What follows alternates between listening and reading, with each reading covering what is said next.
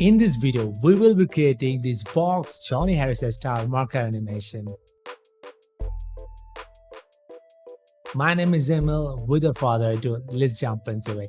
This is one of our episodes from the tutorial series for popular YouTube channels like Vox, Johnny Harris, Ali Abdal, and others. Check the download section for project files download. I'm going to create a new composition. So to create a new composition, I will hit Ctrl N on my keyboard, or you can click on create a new composition. I will name the composition Final Preview. It will be 1920 by 1080, 29.97 frame per second, square pixel, and it will be 5 seconds long. I'll hit OK on my keyboard, and now we have a new composition. Firstly, we're going to add a newspaper screenshots. I have downloaded this screenshot from Google. Now I will position this newspaper article screenshot at the middle of the whole composition. So this is how it will look like. Now I'm going to add stroke effect. So to do that, I'm going to select pen tool, then draw a line. So I will click on here and then here. Basically, I would like to highlight human level, this one. Now I need to adjust. For example, I will click on fill. I don't need fill, but I need a stroke, so I will increase the size. Then I will change the color of it. Now I will hit F4, then I will go to mode. Then I will select linear burn. So now we have this sort of effect, but it is looking way too much clean. We would like to add some roughen edges so that we have some sort of grungy effect. So I'll go to effect here and write roughen edges, then drag and drop on the shape layer. Now I will increase the complexity of it. So for example, like 10 complexity, and I will play with the sharpness a bit. I'll zoom in so that I can get much more details. Okay, so okay,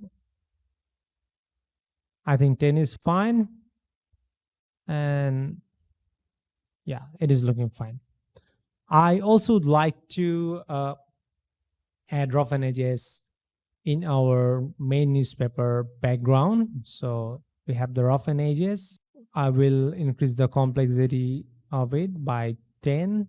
As you can see the some sort of effect going on here. I will also increase some of the settings so that we have some sort of effect going on there. Now it is looking a bit grungy, and to add more details on it, I'm going to add noise effect on it. So I will add noise, and I will increase the noise level, say 7. I think 25 is looking fine. Okay, now we need to animate this stroke effect like our example. So I'll hit this icon so that we have more information. So I'll go to content, then I'll go to shape, then we have path. So for example, I go to 1 second 13 frame. I'll hit stopwatch on it, and then I'll go to 1 second. Then I will manually change the size of it. So I'll decrease the size. If I play here, it will look something like this. I'll hit F9 on my keyboard, so it will look something like this. Okay, and then I'll go to graph editor. So if I go to graph editor, then we can adjust some of the timing of it, so it will look something like this. Okay, so based on your music style, or maybe the length of a video, you can animate it, and you can also change the time frame. For example, right now it is a 15 frame, so you can also make it 1 second long. So it is completely up to you. So for this video purpose, I'm just making it 12 or 13 frames long only. So now we're going to add a camera. So I'll go to layer, then new, then I'll select the camera. The preset is 35 mm, and I'll hit on OK. Now we have this warning, so I'll just hit OK. Then now we have camera. We need to make sure that all our layers are 3D. So now all of them are 3D.